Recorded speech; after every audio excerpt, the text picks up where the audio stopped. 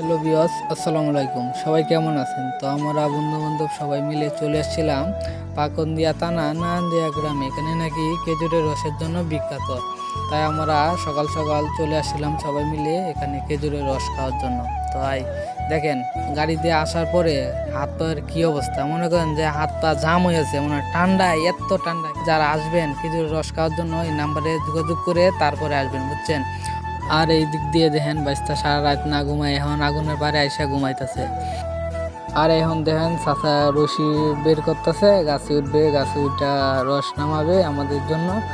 এই দিক দিয়ে আমরা সবাই অতি আগ্রহে বসে রয়েছি, চাচা কুম্বালা রস নামিয়ে দিবে, তারপরে আমরা হাতে নিব। এই যে দেখতে পাচ্ছেন চাচা আস্তে করে নিচে নামাচ্ছে, আমরা এই যে কুন্ডিলা ধরে বললাম রসের। এখন দেখেন রসটা দেখার পরে এত খুশি হলাম যে রসটা দেখার পরে মনে করেন যে সবাই অনেক খুশি হলো। এখন হালকা করে চাটনি দিয়ে লইলাম যেন পোকামাকড় না থাকে, অনেক রসে তো অনেক পোকামাকড় থাকে, তাই চাটনি দিয়ে নিলাম। চাটনি দেওয়ার পরে এখন হালকা করে হাতে নিলাম, নিয়ে একটা ম্যাজিক দেখালাম। এই যে সবাই দেখেন অনেক খুশি সবাই রস দেখে, তারা নাকি সফল হয়ে গেছে মিশনে।